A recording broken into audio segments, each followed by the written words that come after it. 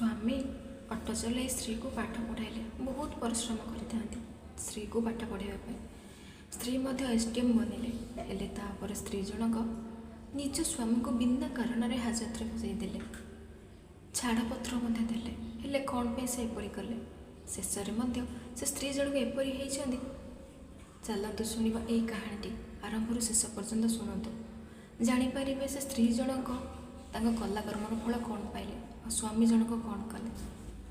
नमस्कार, जय जगन्नाथ। मु रंजिता आपण मानक स्वागत जनाऊँगी मो एस स्टोरी क्रिएशन चैनल को। यदि आपण मानक ये कहानी भल लगे ताले लाइक शेयर सब्सक्राइब करदेवे और कमेंट रे मतामत देवे किपरि लगिला ये कहानी। शुणा चलन ये सुंदर कहानी। ये कहानी शेष में निश्चित आपको शिक्षा मिल।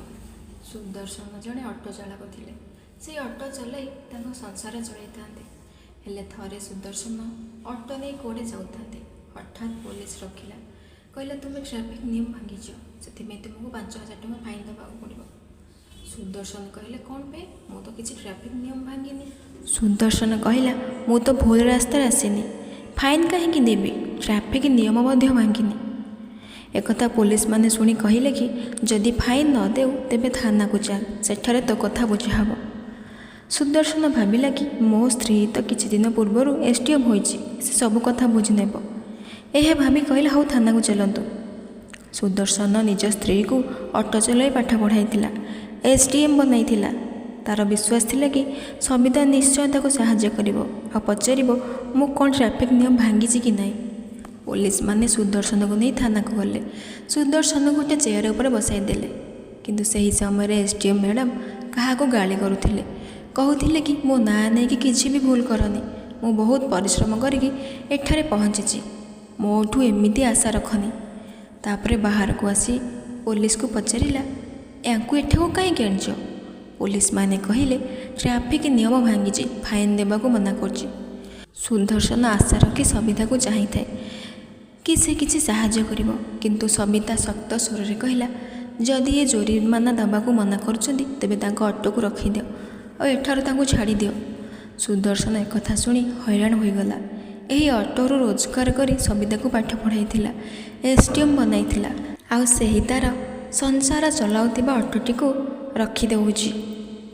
तापरे सविता कहले कि आंको ऑटोटी को रखी आंको छाड़ी दियो काली कोर्ट को आसी ऑटोटी को नहीं जिबे। एक कथा शुणी सुदर्शन आखिरे लुह आसीगला आ मन दुखरे घर को चलिला। घरे पहुँची तार बुढ़ी माँ को सब कथा कहला।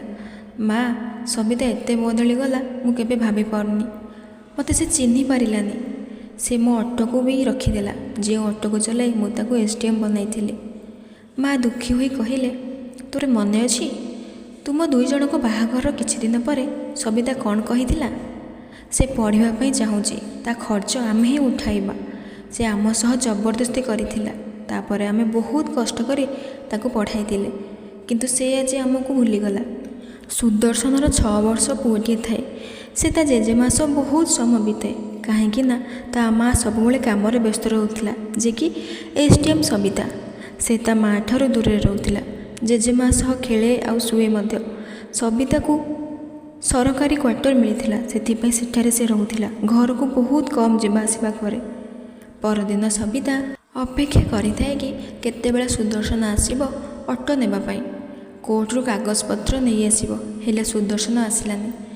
पत्नी सविता रागिकी सुदर्शन घरे जाई पहुँचला और जाई देखिले कि सुदर्शन ता माँ मुंडरे तेल लगाउथिला आउ पुओ पाखरे खेलुथिला। कहार भी पुओ पर ध्यान नथिला किंतु पुओटी खुशी रे खेलुथिला आ तार मजा नेउथिला। सविता रागिकी कहला तुमे एठारे आराम रे बसिछ ऑटो नेबा पई आसीन। सुदर्शन एक कथा शुणी किछि कहलानी चुपचाप बसीथिला। ता आखिरे गोटे अजब उदासीपण थिला जेमिति से सबु किछि हजाई देछि। सविता स्वामी शशु उपरे रागी कहला तुम मानक मध्य छुआ संभालिया आसीनी कौन एमिति छुआ को किए संभालती जदि तार किछि होई जिवो दायी किए रहिबो।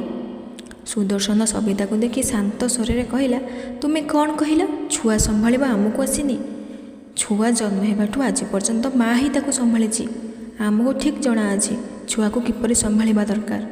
तुमे एई कथार किछि न कहिले बहुत भल हेबो।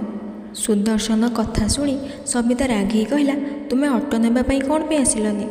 ମୁଁ ସବୁ ଯୋଗାଡ଼ି ରଖିଥିଲି, ତାପରେ ବି ତୁମେ ଠିକ୍ ସମୟରେ ପହଞ୍ଚିଲନି। ସୁଦର୍ଶନ ଧୀରେ କହିଲା, ଯଦି ତୁମର ଏତେ ଚିନ୍ତା ଥିଲା ସେଦିନ ଥାନାରେ କହିଦେଇଥାନ୍ତ, ମୋତେ ଆଉ ମୋ ଅଟୋକୁ ଛାଡ଼ି ଦେଇଥାନ୍ତେ। ତୁମେ ତ ବହୁତ ବଡ଼ ଅଧିକାରୀ, ସତ କ'ଣ ତୁମେ ଜାଣିପାରିଥାନ୍ତ। କିନ୍ତୁ ତୁମକୁ ଲାଗିଲା କି ସାୟଦ ତୁମ ବର୍ଦ୍ଦିର ମୁଁ ଫାଇଦା ଉଠାଉଛି। ମୁଁ ତ କିଛି ଭୁଲ କରିନଥିଲି, କୌଣସି ଟ୍ରାଫିକ୍ ନିୟମ ମଧ୍ୟ ଭାଙ୍ଗିନଥିଲି। ସବିତା କହିଲା କି ଗାଉଁଲି ଲୋକ ତୁମେ, କିପରି ଜାଣିବ ଡ୍ୟୁଟି କିପରି କରାଯାଏ?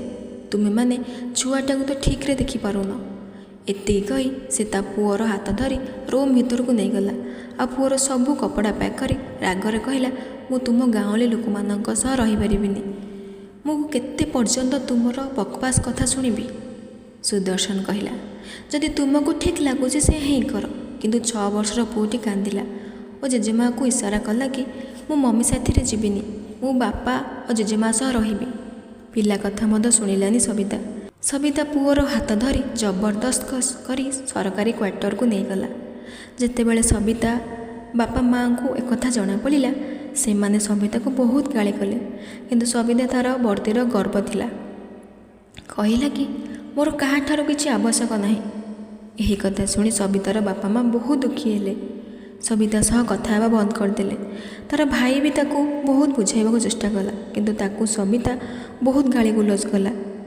ଧୀରେ ଧୀରେ ସବିତା ସମସ୍ତଙ୍କ ଠାରୁ ଦୂରେଇ ଗଲା, କାହା ସହିତ ବି ସମ୍ପର୍କ ରଖିଲାନି। ସବିତା ପୁଅର ଦେଖାଶୁଣା କରିବାକୁ ଗୋଟେ କେୟାରଟେକର ରଖିଥିଲା। ଗୋଟିଏ ଦିନ ଦ୍ୱିପ୍ରହରେ ସେ କେୟାରଟେକର ପୁଅକୁ ନେଇ ବଜାର ଯାଇଥିଲା। ସେହି ସମୟରେ ସୁଦର୍ଶନ ମା ମଧ୍ୟ କିଛି କିଣିବାକୁ ଆସିଥିଲେ। ଯେମିତି ପିଲାଟି ତା ଜେଜେମାକୁ ଦେଖିଲା, ତୁରନ୍ତ ଦୌଡ଼ିକି ପାଖକୁ ଗଲା ଆଉ କୁଣ୍ଢେଇ ପକାଇଲା। ଆଖିରେ ଲୁହ ଆସିଗଲା। ପିଲାଟି କାନ୍ଦିକି କହିଲା କି ଜେଜେମା, ମୁଁ ତୁମ ସାଥିରେ ରହିବାକୁ ଚାହେଁ, ମୁଁ ମମି ପାଖକୁ ଯିବାକୁ ଚାହୁଁନି। ମମି ତ ଜଣେ ଖରାପ ଅଙ୍କଲ ସାଥିରେ ରହୁଛି, ସେ 2 ଜଣ ମୋତେ ମାରୁଛନ୍ତି। ଜେଜେମା ଟିକେ ହଡ଼ବଡ଼ ହୋଇ କହିଲେ, ପୁଅ ତୁ କ'ଣ କହିଲୁ? ମମି କେଉଁ ଖରାପ ଅଙ୍କଲ ସହିତ ରହୁଛି? ପୁଅ କହିଲା କି ମମି ଘରକୁ ଜଣେ ଅଙ୍କଲ ସବୁବେଳେ ଆସୁଛନ୍ତି। କେବେ ଛୁଟି ଦିନ ହେବ ତ ସେ ଦିନ ସାରା ରୁହନ୍ତି, ଆଉ ସବୁବେଳେ ସନ୍ଧ୍ୟାରେ ତ ନିଶ୍ଚିତ ଆସିବେ। ଯଦି ମୁଁ ଶୁଏ ନାହିଁ ମୋତେ 2 ଜଣ ଯାକ ମାରନ୍ତି। ଏବେ ମୁଁ ଶୋଇବାର ଅଭିନୟ ମଧ୍ୟ କରିସାରିଲେଣି। ଯଦି ନ ଶୋଇବାକୁ ଇଚ୍ଛା ହେଉନଥିବ ତେବେ ଅଭିନୟ କରି ଶୋଇଯାଉଛି। ଯଦି 2 ଜଣ ସାଥିରେ ରୁହନ୍ତି ତେବେ ଘଣ୍ଟା ଘଣ୍ଟା କଥା ହୋଇଥାନ୍ତି ଆଉ ଜୋର ଜୋର ହସନ୍ତି। ମୋତେ ଏସବୁ ଦେଖି ଖରାପ ଲାଗୁଛି। ଜେଜେମା, ମୁଁ ଏବେ ମମି ପାଖରେ ରହିବିନି, ତୁମ ପାଖକୁ ଚାଲିଯିବି। ଏତିକିରେ କେୟାରଟେକର ଖୋଜି ଖୋଜି ସେଠାକୁ ଆସିଗଲା। ସେ ଦେଖିଲା କି ପୁଅ ତା ଜେଜେମା ସହ କଥା ହେଉଛି। ସେ ଜଲ୍ଦି ଛୁଆର ହାତ ଧରି ଟାଣିଲା, କିନ୍ତୁ ପିଲାଟି କହିଲା, ମୁଁ ମମି ପାଖକୁ ଜମା ବି ଯିବିନି, ମୁଁ ଜେଜେମା ଓ ବାପା ପାଖରେ ରହିବି। ତାପରେ ଜେଜେମା କହିଲେ କେୟାରଟେକରକୁ କି ତୁମେ ଯାଅ, ଆରାମସେ ତୁମ ସାମାନ କିଣ, ମୁଁ ସେତେ ପର୍ଯ୍ୟନ୍ତ ଛୁଆ ପାଖରେ ବସିଛି। ମୁଁ ତାକୁ ବୁଝେଇ ସୁଝେଇ ତୁମ ସାଥିରେ ଛାଡ଼ିବି, ତୁମେ ବ୍ୟସ୍ତ ହୁଅନି। କିନ୍ତୁ ଜେଜେମାଙ୍କର ଇଚ୍ଛା ଥିଲା କି ସେ ନାତିକି ତାଙ୍କ ଘରକୁ ନେଇଯିବେ, ହେଲେ ସେମିତି କେବେ ହେଇପାରିବନି। କେୟାରଟେକର ସଫା କହିଦେଇଥିଲା କି ମାଲିକାଣୀ କହିଛନ୍ତି ଛୁଆକୁ କାହା ପାଖକୁ ବି ଛାଡ଼ିବନି। ସେଥିପାଇଁ ଜେଜେମା ମଧ୍ୟ ନାତିକି ନେଇପାରିଲେନି।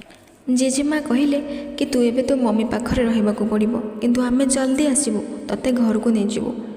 ଏତିକି କହିକି ଛୁଆକୁ ବୁଝେଇ ସୁଝେଇ କେୟାରଟେକର ସହ ପଠାଇଲେ ଓ ନିଜେ ଘରକୁ ଆସିଲେ।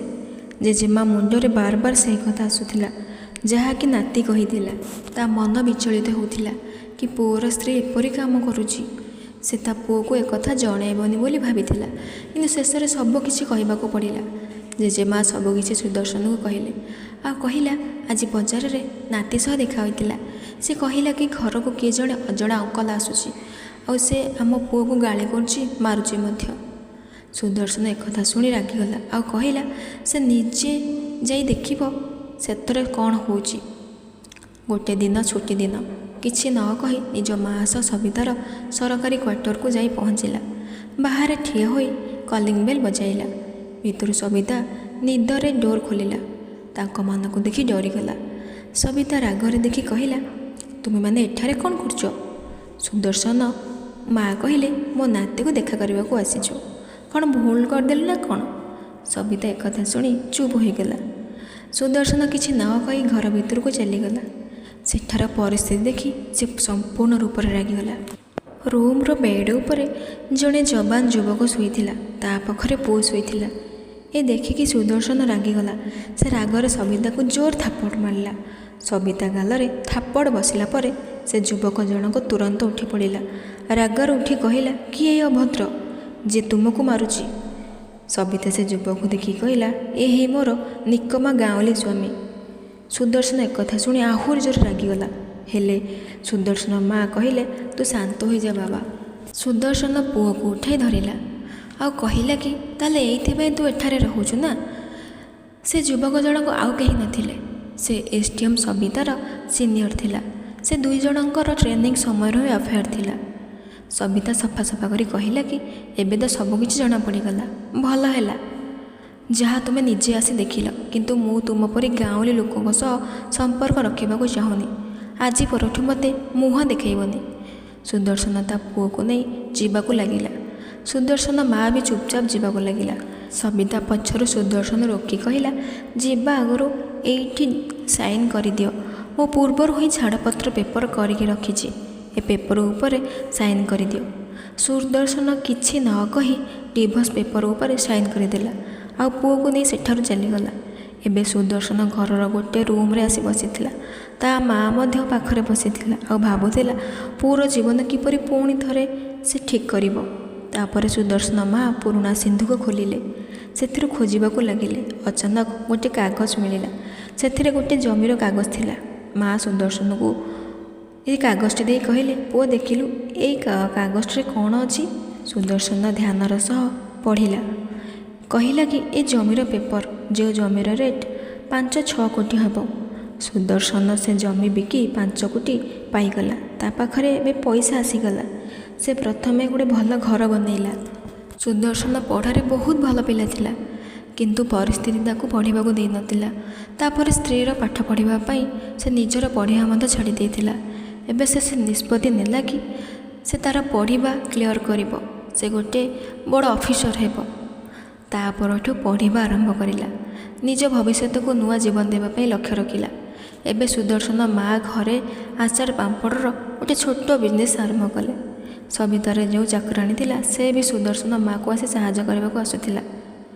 ଧୀରେ ଧୀରେ ସମସ୍ତେ ମିଶିକି ପରିଶ୍ରମ କରୁଥିଲେ। ତାଙ୍କ ବିଜନେସ୍ ଭଲ ଚାଲିଲା। ତାଙ୍କ ପାଖକୁ ପଇସା ଆସିବାକୁ ଲାଗିଲା। ଏବେ ସୁଦର୍ଶନ ପଇସାର ଅଭାବ ନଥିଲା। ସେ ତା'ର ପଢ଼ିବାର ଧ୍ୟାନ ଦେଉଥିଲା। କିଛି ବର୍ଷ ପରେ ସୁଦର୍ଶନ ଡିଜିପି ପୋଷ୍ଟ ପାଇଗଲା। ଡିଜିପି ବନିଲା ପରେ ସୁଦର୍ଶନର ନାଁ ମିଡ଼ିଆରେ ପ୍ରଚାର ହେଲା କି ଅଟୋବାଲା ଡିଜିପି ହୋଇଗଲେ। ବହୁତ ପ୍ରଚାର ହେଲା। ତାପରେ ଇଣ୍ଟରଭ୍ୟୁ ନେବା ପାଇଁ କେତେ ମିଡ଼ିଆବାଲା ଲାଇନ୍ ଲଗାଇଲେ। ସୁଦର୍ଶନ ଡ୍ୟୁଟି କରିବା ପାଇଁ ସେହି ଇଲାକାରେ ପାଇଲା ଯେଉଁଠି ତା ସ୍ତ୍ରୀ ସବିତାର ପୋଷ୍ଟିଂ ଥିଲା। କିନ୍ତୁ ସବିତା ତା ସିନିୟର ସହ ସମ୍ପର୍କରେ ଥିଲା। ସେ ଅଧିକାରୀ ସବିତାର ଗୋଟେ ଭିଡ଼ିଓ ବନେଇ ଦେଇଥିଲେ, ଯେଉଁଠାରେ ସବିତା କିଛି ଭୁଲ କାମ କରୁଥିଲା ଆଉ ଖରାପ ଅବସ୍ଥାରେ ଥିଲା। ସେ ଭିଡ଼ିଓ ଦେଖେଇକି ବାର ଧମକ ଦେଉଥିଲା ଆଉ ହଇରାଣ ମଧ୍ୟ କରୁଥିଲା ସେ ସିନିୟର ଜଣକ। ଏବେ ସବିତାର ଭୁଲ ପାଇଁ ସେ ନିଜେ ପ୍ରାୟଶ୍ଚିତ କରୁଛି, କିନ୍ତୁ ସେ କିଛି କରିପାରୁନି, କାହିଁକି ନା ସେ ସୁଦର୍ଶନକୁ ଅଲରେଡ଼ି ପୂର୍ବରୁ ଛାଡ଼ପତ୍ର ଦେଇଥିଲା। ସମୟ ବିତିବା ସହିତ ସବିତାର ହାଲତ ଦିନକୁ ଦିନ ଖରାପ ହୋଇଯାଉଥିଲା। ସେ ଜାଣିଥିଲା କି ତା'ର ପ୍ରେମିକର ପୂର୍ବରୁ ହିଁ ବିବାହିତ। ତା'ର 2ଟି ଛୁଆ ମଧ୍ୟ ଥିଲେ।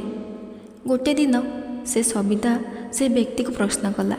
ସେ ବ୍ୟକ୍ତି ଧମକ ଦେଲା କି ଯଦି ତୁମେ ମୋତେ କିଛି ବି କହିବ, ତେବେ ତୁମର ସେ ଭିଡ଼ିଓ ସମସ୍ତଙ୍କୁ ଦେଖାଇଦେବି, ଭାଇରାଲ କରିଦେବି, ତୁମର ଚାକିରି ଚାଲିଯିବ। ଏହି ଡରରେ ଚୁପଚାପ ସବିତା ତା ଜୀବନ ବଞ୍ଚୁଥିଲା। ସେ ଖାଇବା ପିଇବା ଛାଡ଼ି ଦେଇଥିଲା। ଭଲ କପଡ଼ା ପିନ୍ଧିବା ମଧ୍ୟ ବନ୍ଦ କରିଦେଲା। ସେ ବ୍ୟକ୍ତି ଫୋନ୍ ରଖିବା ପାଇଁ ମଧ୍ୟ ମନା କରିଦେଇଥିଲା। ଗୋଟିଏ ଦିନ ଡିଜିପି ସାର୍ଙ୍କର ସ୍ୱାଗତ ଜଣାଇବା ପାଇଁ ପାର୍ଟି ରଖାଗଲା। ସେହି ପାର୍ଟିରେ ସବିତା ମଧ୍ୟ ସାମିଲ ହେବାର ଥିଲା। ସେ ପାର୍ଟିରେ ସାମିଲ ହେବା ପରେ ସବିତାକୁ ଷ୍ଟେଜ୍ ଉପରକୁ ଡକାଗଲା ଆଉ କିଛି କହିବା ପାଇଁ ଅନୁରୋଧ କରାଗଲା। ଯେମିତି ଷ୍ଟେଜ୍ ଉପରକୁ ଚଢ଼ିଲା, ତା'ର ମୁଣ୍ଡ ବୁଲେଇ ହୋଇ ଷ୍ଟେଜ୍ ଉପରେ ହିଁ ପଡ଼ିଗଲା। ସବିତାକୁ ମେଡ଼ିକାଲ ନିଆଗଲା। ସୁଦର୍ଶନ ମଧ୍ୟ ତାଙ୍କ ସାଥିରେ ଗଲେ। ସୁଦର୍ଶନ ଦେଖିଲା କି ସେହି ସବିତା ଯେ ପୂର୍ବରୁ ବହୁତ ଗରିବ ଥିଲା, ଆଜି ବହୁତ କମଜୋରି ହୋଇଯାଇଥିଲା। ଏବେ ସେ ଠିକ୍ସେ ଖାଇ ବି ପାରୁନଥିଲା। ମେଡ଼ିକାଲରେ ଡକ୍ଟର କହିଲେ କି ୟାଙ୍କର କମଜୋରି କାରଣରୁ ହାଲତ ବହୁତ ଖରାପ ଅଛି। ସୁଦର୍ଶନ ଏକଥା ଶୁଣି ଭାବିଲା, ଜଣେ ଏସ୍ଡିଏମ୍ ମ୍ୟାଡ଼ାମ୍ ହୋଇ ଏତେ କମଜୋରି କିପରି ହୋଇପାରିବ? କିଛି ଗୋଟେ ତ ଥିବ। କିଛି ଦିନ ପରେ ସବିତା ହସ୍ପିଟାଲରୁ ଫେରି ଭାବିଲା କି ସୁଦର୍ଶନ ପାଖକୁ ଯାଇ ସବୁ କଥା କହିବ। ତେବେ ଗୋଟିଏ ଦିନ ସବିତା ମାର୍କେଟକୁ ଯାଇଥିଲା। ତାକୁ ତା'ର ଶାଶୁ ମିଳିଗଲା। ଅଚାନକ ଶାଶୁ ଆଗରେ ଆସି ଠିଆ ହୋଇ କହିଲା, ମା ଆପଣ କିପରି ଅଛନ୍ତି? ମା ଚଷମା ପିନ୍ଧିନଥିଲେ, ସେ ଚିହ୍ନି ପାରିଲାନି। କହିଲେ, ତୁମେ କିଏ? ତୁମେ ମୋତେ ମା କାହିଁକି କହୁଛ? ସବିତା କହିଲା, ମା ମୁଁ ସବିତା, କ'ଣ ଆପଣ ମୋତେ ଚିହ୍ନି ପାରୁନାହାନ୍ତି? ସବିତାର ମୁହଁ ଚିହ୍ନି ପାରୁନଥିଲେ ମା, କାହିଁକିନା ତା'ର ବହୁତ କିଛି ବଦଳି ଯାଇଥିଲା। ସେ ନିଜେ ବଦଳି ଯାଇଥିଲା।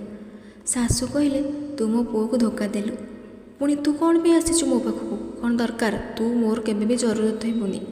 ଏବେ ସୁଦର୍ଶନ ମା'ର ବିଜନେସ୍ ଭଲ ଚାଲିଥିଲା। ସେ ବଜାରକୁ ସାମାନ କିଣିବାକୁ ଆସିଥିଲା। ସେ ସବିତାକୁ ଚିହ୍ନିବି ଅଚିହ୍ନା ପରିକା ଚାଲିଗଲା। କହିଲେ, ମୁଁ ତୋ ସହ କଥା ହେବାକୁ ଚାହେଁନି। ସବିତା ଦୁଃଖରେ କହିଲା, ମା ମୋତେ କ୍ଷମା କରିଦିଅ, ମୁଁ ବହୁତ ବଡ଼ ଭୁଲ କରିଛି। ଦୟାକରିକି ସୁଦର୍ଶନକୁ କହିବେ ମୋତେ କ୍ଷମା କରିଦେବେ, ମୋତେ ଆପଣେଇ ନେବେ। ସବିତାର ଶାଶୁ କହିଲେ, ତୁ ଯେମିତି କର୍ମ କରିଛୁ ତା'ର ଫଳ ତ ତୁ ନିଶ୍ଚିତ ପାଇବୁ। ଏ କହି ସବିତାଠୁ ଦୂରକୁ ଯାଇକି ତାଙ୍କ କାମରେ ଲାଗିଗଲେ। ସବିତା ମଧ୍ୟ ନିରାଶ ହୋଇ ଚାଲିଗଲା। କିଛି ଦିନ ପରେ ସବିତା ସମ୍ପୂର୍ଣ୍ଣ ଦୁଃଖୀ ହୋଇଯାଇଥାଏ। ଗୋଟିଏ ଦିନ ଭାବିଲା କି ସବିତା ସେ ସିନିୟର ଅଧିକାରୀ ପାଖକୁ ଯିବ। ତେବେ ଯାଇକି ଯାହା ହେଉଛି ହଉ। ତାପରେ ସବିତା ସିନିୟର ଅଧିକାରୀ ପାଖକୁ ଯାଇ କହିଲା, ତୁମେ ଯାହା ଚାହୁଁଛ କର, ସେ ଭିଡ଼ିଓ ଭାଇରାଲ କରିଦିଅ କି ମୋ ଜୀବନ ନେଇଯାଅ, କିନ୍ତୁ ଏବେଠୁ ମୁଁ ତୁମ କଥା ଜମା ବି ଶୁଣିବିନି। ଏ କହିକି ସେଠାରୁ ସୁଦର୍ଶନ ଘରକୁ ଚାଲି ଆସିଲା। ଚାଲି ଆସି ସୁଦର୍ଶନ କବାଟ ବାଡ଼େଇଲା। ଯେତେବେଳେ ସୁଦର୍ଶନ ଡୋର୍ ଖୋଲିଲା, ଦେଖିଲା ସବିତା ଖରାପ ଅବସ୍ଥାରେ ଠିଆ ହୋଇଛି। ପଚାରିଲା, କିଏ ତୁମେ? କ'ଣ ଦରକାର? କ'ଣ ପାଇଁ ଆସିଛ? ସବିତା କହିଲା, ସୁଦର୍ଶନ, ମୁଁ ତୁମର ସ୍ତ୍ରୀ ସବିତା। ସୁଦର୍ଶନ କହିଲା, ମୁଁ ପୂର୍ବରୁ ହିଁ ତୁମକୁ ଡିଭୋର୍ସ ଦେଇଦେଇଛି। ତୁମେ ଏଠାକୁ କ'ଣ ପାଇଁ ଆସିଛ? ତୁମେ ମୋର କେବେ ବି ଦରକାର ହେଉନ, କି ମୋ ଛୁଆର ମଧ୍ୟ ତୁମେ ଦରକାର ନୁହଁ। ତେଣୁକରି ତୁମେ ଏଠାରୁ ଚାଲିଯାଅ। ଯଦି ଆଜି ପରେ ଏଠାକୁ କେବେ ବି ଆସିଛ, ତେବେ ତୁମର ଅବସ୍ଥା ଖରାପ କରିଦେବି। ସୁଦର୍ଶନ ଏହା କହି ଡୋର୍ ବନ୍ଦ କରିଦେଲା। ସବିତା କାନ୍ଦିବାକୁ ଲାଗିଲା। ସୁଦର୍ଶନର ମା' ଏସବୁ ଶୁଣୁଥିଲେ, କିନ୍ତୁ ସେ କିଛି ବି କହୁନଥିଲେ, କାରଣ ତାଙ୍କୁ ଏସବୁ ପୂର୍ବରୁ ହିଁ ଜଣାଥିଲା। ସବିତା ସୁଦର୍ଶନ ସାଥିରେ ବହୁତ ଖରାପ କରିଥିଲା। ସବିତା ସେଠାରୁ ବାହାରିକି ଯାଉଥିଲା। ତାକୁ ଜଣାପଡ଼ିଲା କି ସେ ବ୍ୟକ୍ତି ସେ ଭିଡ଼ିଓକୁ ଅଲରେଡ଼ି ଭାଇରାଲ କରିଦେଇଛି। ସେଥିପାଇଁ ତା'ର ଚାକିରି ମଧ୍ୟ ଚାଲିଗଲା। ସେ ଚିନ୍ତାରେ ପଡ଼ିଗଲା ଓ ନିଜ ଭାଇକୁ ଫୋନ୍ କଲା, କିନ୍ତୁ ତା ଭାଇ ବି ମନା କରିଦେଲା ତାକୁ ସାହାଯ୍ୟ କରିବା ପାଇଁ। କାହିଁକି ନା ସେ ସବିତାର କାରଣ ହିଁ ତା ବାପା ମାଆଙ୍କ ମୃତ୍ୟୁ ହୋଇଗଲା। ଏବେ ତା ପାଇଁ କେହି ବି ନଥିଲେ ତାକୁ ସାହାଯ୍ୟ କରିବା ପାଇଁ। ସବିତାର ଭାଇ ନିଷ୍ପତ୍ତି ନେଲା କି ତା ସହିତ ଆଜିଠୁ ସେ ସମ୍ପର୍କ ରଖିବନି। ଏବେ ସବିତା ପୁରା ବେସାହାରା ହୋଇପଡ଼ିଥିଲା। ତା ସାଥିରେ କେହି ବି ନଥିଲେ। ସେ ସିନିୟର ଅଧିକାରୀ ଜଣକ ସବିତା ସହିତ ଯେତେବେଳେ ଯାହା ପାଇଲା ତାହା କଲା। ପାଗଳ ପରି ବୁଲିଲା ସବିତା। କିଛି ଦିନ ପରେ ଦେହ ଖରାପ ହୋଇଗଲା ସବିତାର। ଆଉ ଗୋଟିଏ ଦିନ ତା'ର ମୃତ୍ୟୁ ହୋଇଯାଏ। ବନ୍ଧୁଗଣ, ଏହି କାହାଣୀରୁ ଆମେ କ'ଣ ଶିଖିଲେ?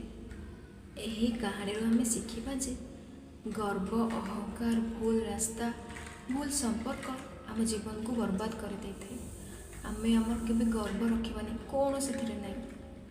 ଯଦି ସବିତା ସେ ଗର୍ବ ନ ରଖିଥାନ୍ତା, ଠିକ୍ ରାସ୍ତା ଚିହ୍ନିଥାନ୍ତା, ତେବେ ସେ ଏପରି ହେଇନଥାନ୍ତା, ଶେଷରେ ମୃତ୍ୟୁବରଣ କରିନଥାନ୍ତା। ଠିକ୍ ସେହିପରି ଆମେ ସମସ୍ତେ ବୁଝି ବିଚାରି କାମ କରିବା ଉଚିତ। ଠିକ୍ ରାସ୍ତା, ଠିକ୍ ସମ୍ପର୍କ ରଖିବା ଦରକାର। ଭଲ ଲୋକମାନଙ୍କ ସହିତ ସମ୍ପର୍କ ରଖିବା ଦରକାର। ସୁଦର୍ଶନ ଠିକ୍ ରାସ୍ତାରେ ଗଲା, ଆଉ ସତ୍ ପଥରେ ଥିଲା, ସେଥିପାଇଁ ସେ ବହୁତ ଖୁସିରେ ରହିଲା। କିନ୍ତୁ ସବିତା ଭୁଲ ରାସ୍ତାରେ ଗଲା ଆଉ ଭୁଲ କାମ ମଧ୍ୟ କରୁଥିଲା। ଖରାପ ଲୋକମାନଙ୍କ ସହିତ ସମ୍ପର୍କ ରଖୁଥିଲା। ସେଥିପାଇଁ ସେ ତା ଜୀବନରେ ବହୁତ ହଇରାଣ ହେଲା। ଶେଷରେ ମୃତ୍ୟୁବରଣ ବି କଲା। ଠିକ୍ ସେହିପରି ଆମେମାନେ ମଧ୍ୟ ଏଇଆ, ଆମେ ସବୁବେଳେ ଭୁଲ ରାସ୍ତାକୁ ହିଁ ଚିହ୍ନିଥାଉ। କିଛି ଟଙ୍କା ପଇସା ହେଇଗଲେ ମନରେ ଗର୍ବ ବହୁତ ହୋଇଯାଏ କି ମୋ ପାଖେ ଏତେ ଗୁଡ଼ିଏ ଟଙ୍କା ଅଛି। ତେଣୁକରି ଆପଣମାନଙ୍କୁ ଯଦି ଏହି କାହାଣୀଟି ଭଲ ଲାଗିଲା, ନିଶ୍ଚିନ୍ତ କମେଣ୍ଟ ବକ୍ସରେ ଜଣାଇବେ। ଜୟ ଜଗନ୍ନାଥ।